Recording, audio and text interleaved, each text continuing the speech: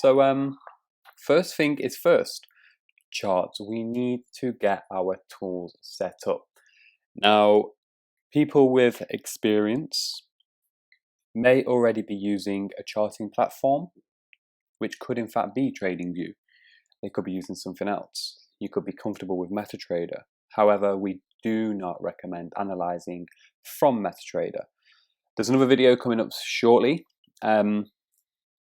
where I run into more or less why we should be trading on a separate platform as to where we are doing our overall analysis. Now, don't get me wrong, TradingView have now incorporated, I think there's 2 brokers that you can actually connect directly to your charts in order to trade. That's fine, but the point I'm trying to express here is that we want to keep our analytical tools separate from what the broker provides. And when I say what the broker provides, I'm mainly relating myself to MetaTrader, so MetaTrader for platforms. Now, TradingView is a relatively new platform, and it's really taken off over the last 12 to 18 months alone. So this is the homepage of TradingView. Firstly, tradingview.com is the website, and you simply go to join for free in the top right corner. You can sign in, email, make yourself a username and password. The username, by the way, guys, is going to be the name in which you are recognized by, because on here, when you do get some experience and so forth, you can actually start to build a profile, and you can publish ideas, such as these ideas here. You can maybe be working towards being on the top author board, and as you can see, you have all of your friends. You can see how many people who have viewed your content. People can comment on your content, and so on.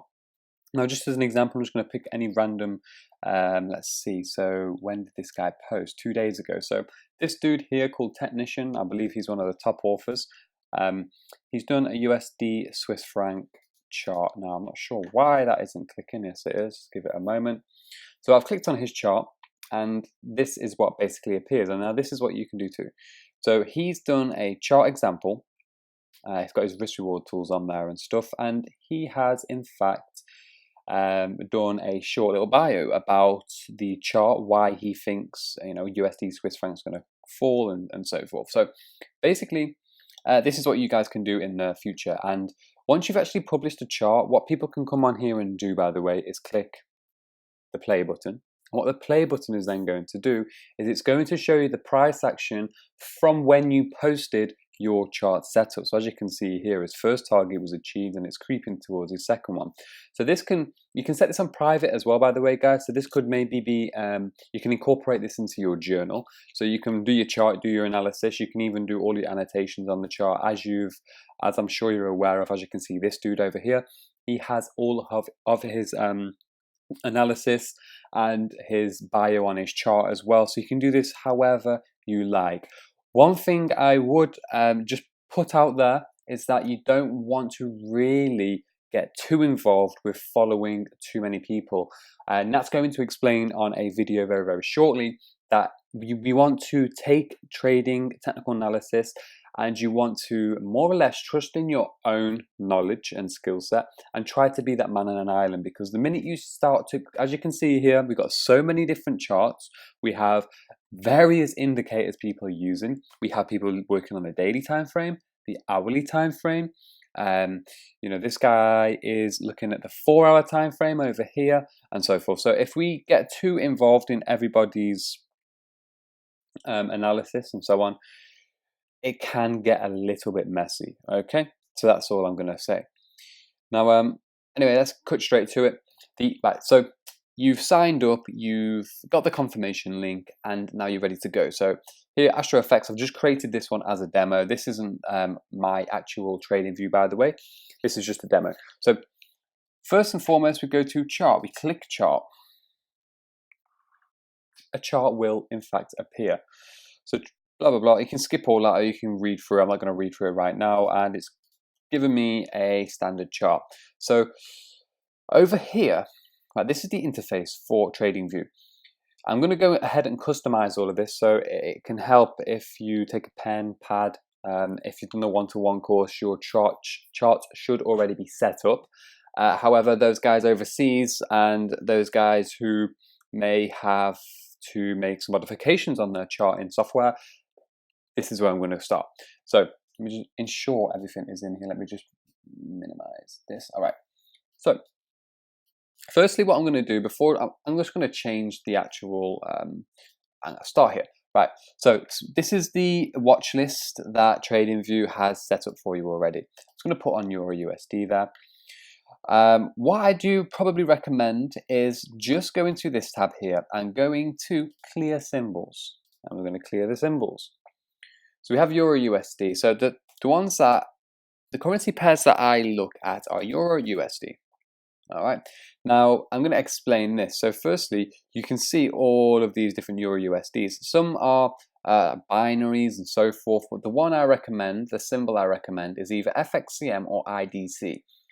Now, FXCM and IDC, they're just the different data feeds that are coming into the back end of TradingView, because I do believe FXCM have sponsorships with TradingView, and they're the guys who are in fact providing TradingView with the back-end data feed. All right, so, whoops. Okay, so I've got Euro USD there. So AUD USD, again, FXCM, click. GBP USD, Euro JPY, USD CAD, and so on. You know, we can add gold in there if you really want to. So it's XAU USD, gold again, FXCM, and so on. You can build your own watch list basically.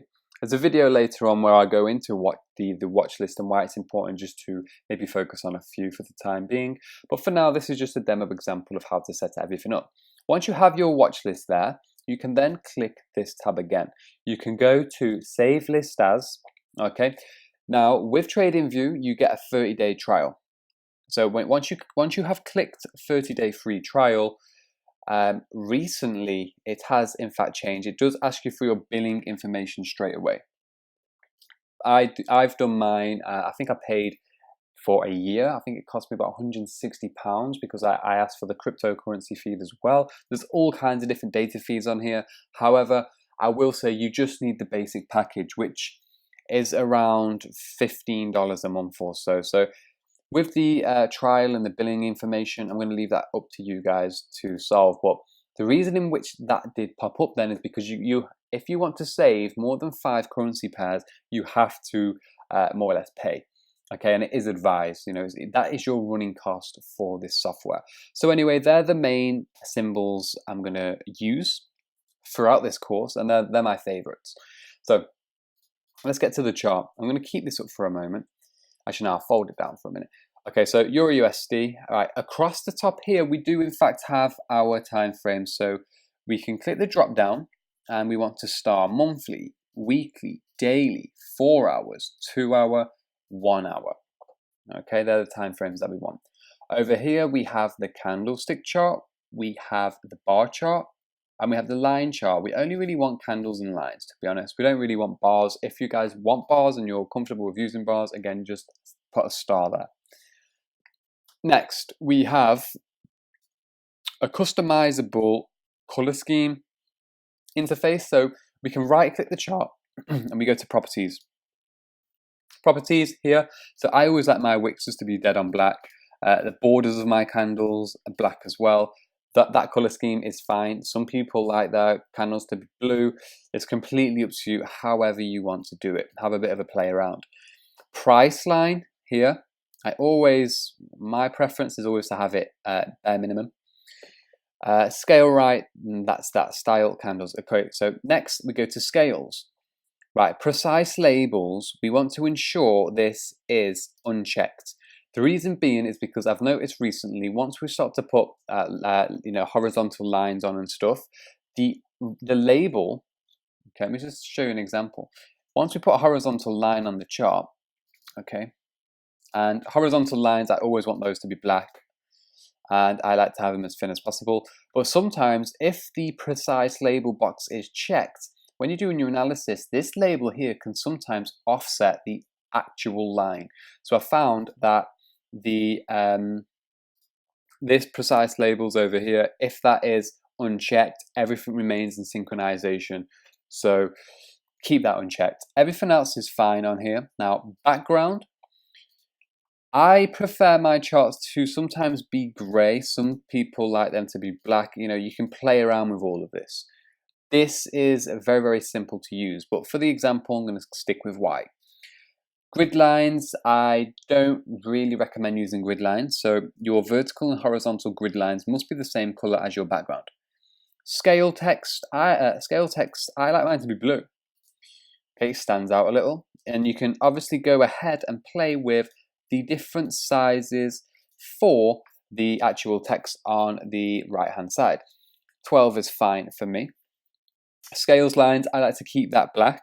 Watermark, now some people like to keep this watermark. I think it's absolutely disgusting. It's a bit of a distraction to me, and if you want to get rid of it, as you can see, you can make it very, very bold, or we can just get rid of it. So click watermark and drag this little toggle all the way to the right hand side to remove the watermark. Crosshair, I like my crosshair black, and it's up to you if you want it to be dashed or you want it to be solid. The crosshair, by the way, guys, is this. So when we're going through the charts and we're lining things up, that's how I like mine. I like to have my crosshair a solid line. Alternatively, you can in fact have your crosshair dashed. It's completely up to you, as you can see that. Now this here, this volume bar at the bottom, I do not need this. So we can just click that and click backspace, or if you're on a Windows computer, you can press delete and we can just get rid of that, or you can right click and then click remove. So what we've done thus far is set up our time frames. We've done our background, as you can see. If I look at the daily time frame on the Euro USD at the moment, everything's looking pretty nice. We have clean charts. And right, so by the way, guys, that line was just obviously as an example. I was going through the precise label option there, but over here we have the bin, remove all drawing tools, and we can click that and everything will be removed from the chart. So if I just go ahead and just draw a few things on here, if I just mess about with some of this, blah, blah, blah, instead of going individually one by one, if you want to clean your chart, you can just click that. If you accidentally delete everything off your chart, if you come up to here, you can see this, we have undo and go forward.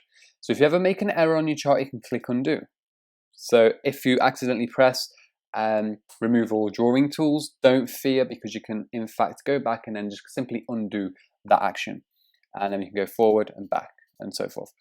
So that's the undo and the forward buttons there. Next, I am just going to go through the other overlays of the chart. So we don't really use indicators, we don't really use MACD, stochastic, RSI. However, all of these indicators are in fact available on TradingView, and there's so many on here.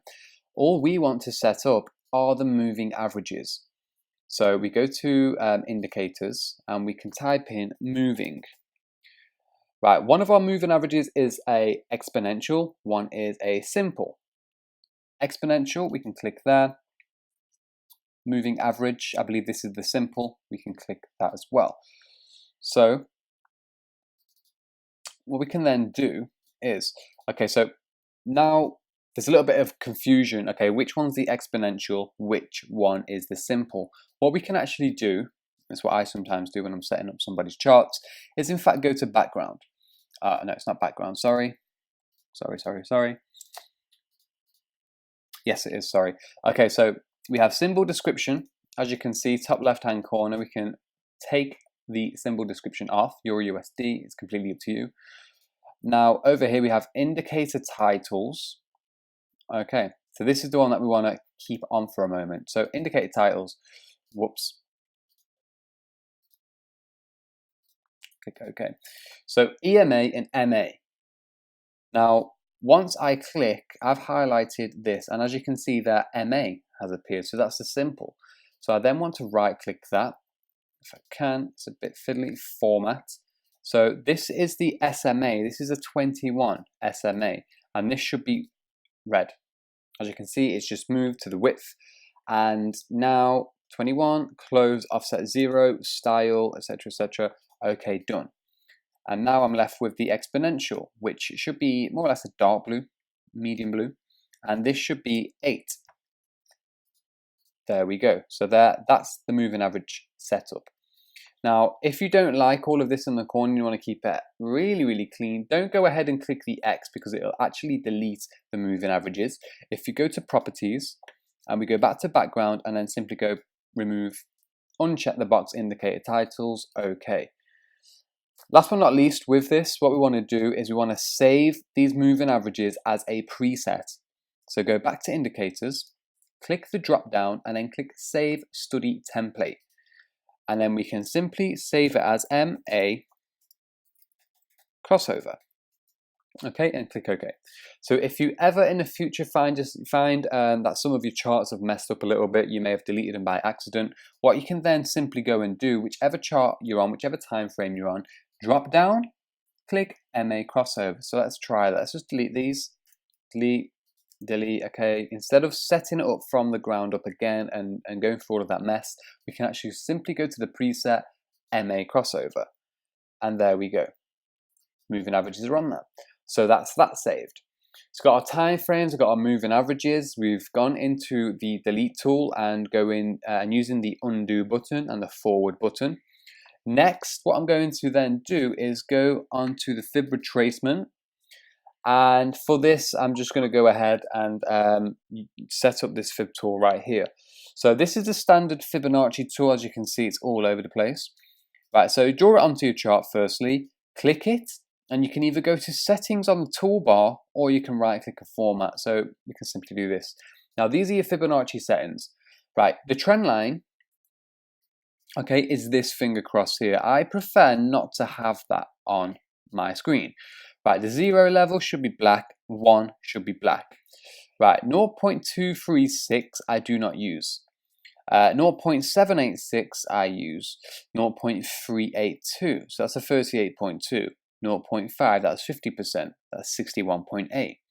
So I don't use this one, none of these. So we want to just keep these on for now. So we have one retracement level and we want it red, we want to make that red. Actually, with the 61.8, it's completely up to if you want to actually use a green one for that. That will be explained later on in the Fibonacci section. The 78.6, this one should be blue again, same as the moving averages. Now, before I go into the extension levels on the Fibonacci, right, we want to click percents. Right, we want background, we want to remove that horrible background. Labels, we want on the right hand side. And last but not least, we want to add extension levels. So any of these, this top one, 0.27. And in front of that, we want to put the minus 0.27, minus 0.618. Click both of these boxes and we want to make these orange. And then click OK, simple as that. So there your Fibonacci settings. So this is the fib. So what we're going to do, we're just going to test that once more. That's the fib. So we have 38.2, 50%, 61.8, 78.6. There are retracement levels explained later on. And then we have minus 27, minus 61.8. So that is 127%. This is 161.8%. But instead of us fiddling around with the Fibonacci retracement and extension, I've basically programmed the extension levels into one tool. So over here, the only tool we're going to be using is fib retracement. That is it. Now, okay, so the fib's done, the moving averages are done. I've explained the time frames. Next, we're going to go into the simple tool. So horizontal line should be black, thin black. Trend line, this should be black as well, simple as that. Horizontal ray, this one is more or less used for key levels of support on the daily time frame in the 4 hour. So I like to have this blue and I like to just bump up the thickness a little bit. Okay. The next tool on here is the arrow tool, which we will be using. So the arrow tool, I like that to be blue as well, same as the horizontal ray. And with this, I want to have the arrows at both ends, so arrowhead, arrowhead.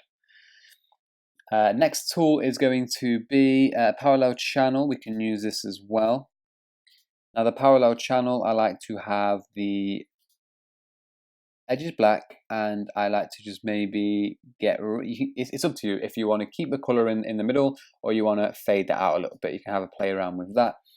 And that's it. Is that it? Vertical line sometimes, yeah, we can go ahead and use the vertical line if needs be with some strategies, and we can again keep that black. So we've got vertical line, horizontal array, arrow tool, line tool, parallel channel tool. That is it. Remove all of that for a moment.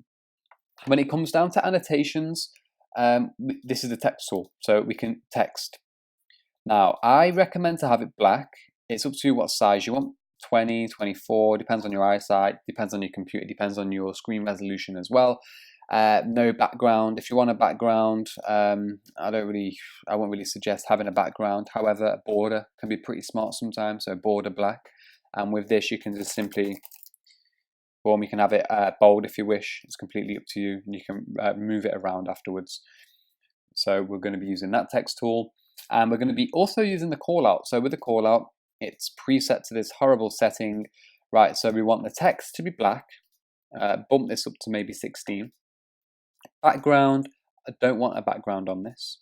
And the border, once more, we can just keep that black and click OK. So these are quite handy for some of the annotations we're going to be doing, especially for the journal. So that's that one. So text we're going to be using, call out we're going to be using, price label can come in quite handy as well. And once more, you can just go ahead and play with all of this. Text, black, etc., price label. So to be honest, that's all we're going to be really using on there. Arrows, you can have a little play around and be creative with all of this. It's highly customizable. I'm not going to spend all the time just going through each and every aspect of the platform, but it's up to you to get creative and have a little bit of a play around yourself. Now, risk reward, long and short, I'm going to be going through that later on. That's great. And then you have all of these little icons as well if you really want to get savvy with some of your work and just make it fun and interesting overall. So that's that. Zoom tool, we can select an area and then it zooms in for us. It's quite handy actually. I do forget myself to even use this zoom tool. Then we can zoom out. Across here, across the bottom, we do in fact have zoom out, zoom in. Okay, and this is going to take us back and forth.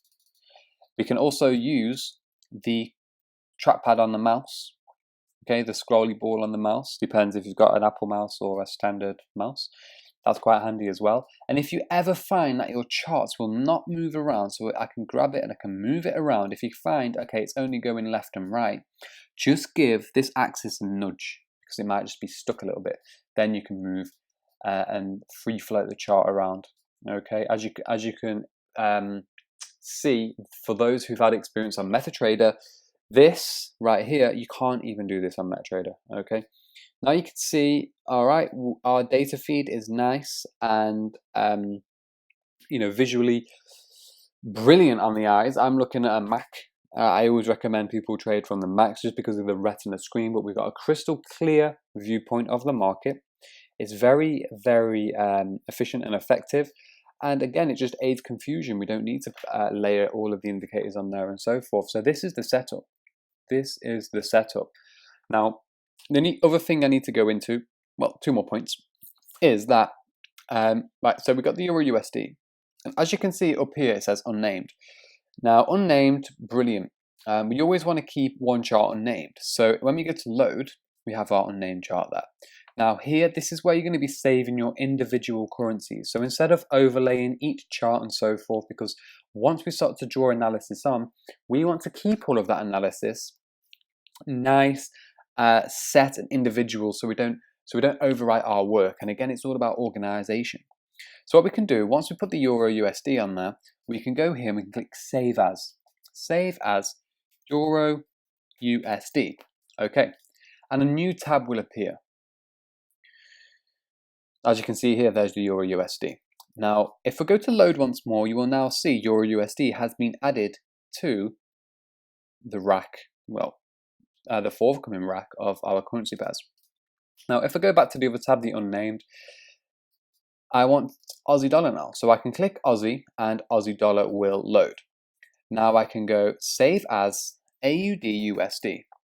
Okay, again, a new tab will appear.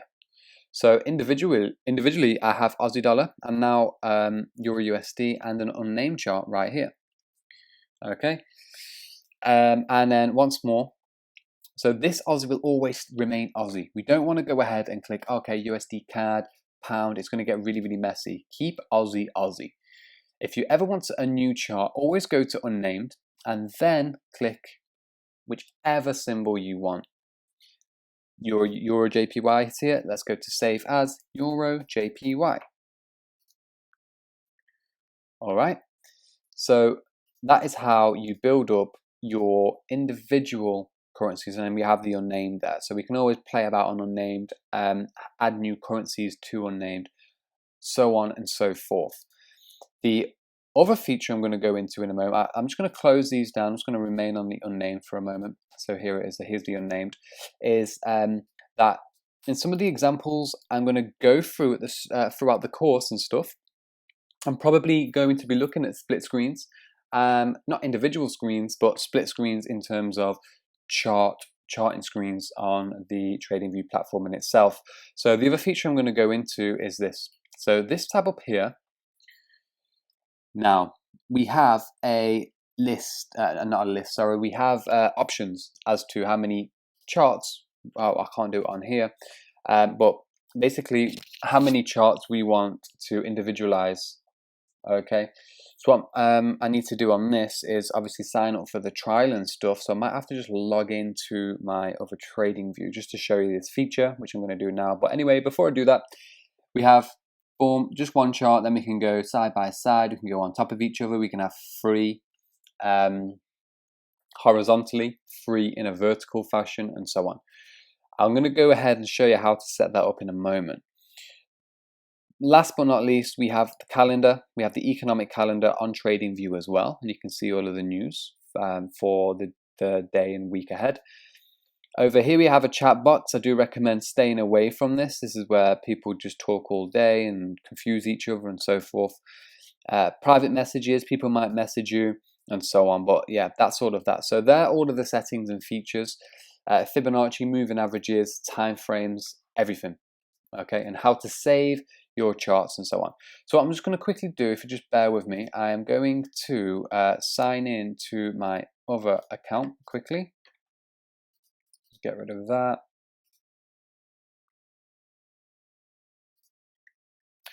Okay, so once you've saved all of your charts, by the way, and you've started to build analysis, this is what it's going to look like. You come back to chart, and then you'll go, so me and Nat have got our own charts on here and so on. So these are all of the ones that I've saved, and I'm looking at DAX, pound yen, pound Aussie, and so on. Sometimes, there we go, that's what all of the charts are going to look like. So when we come onto this homepage, we can just go to, let's say, Euro JPY. Now, the setup I like is, well, I like different ones, but the one currently in front of us is the free screen setup. We can go to 2 screen setup if we really want to. Now with that, as you can see, I can move in and out of different setups. Some of them are very messy, some of them are not. So let me just go to the side-by-side setup as an example. Now over here, I'm on the 4-hour time frame. Over here, I'm on the 2-hour time frame. Now, if you do want your charts like this, instead of always going back just to get one chart back up on one screen, what you can simply do, if you go to the bottom right hand corner and you can click maximize chart. There you go. It's easy as that. Maximize, minimize, maximize, minimize. But anyway, you can have a flick through all of that at your own pace. So I hope that helps. Try, please, to keep all of your currencies on individual tabs, save tabs. Make sure you don't overwrite your work or it's all going to get really, really messy. And a key to success in trading in currencies is organization. So that is the TradingView lowdown. So thank you.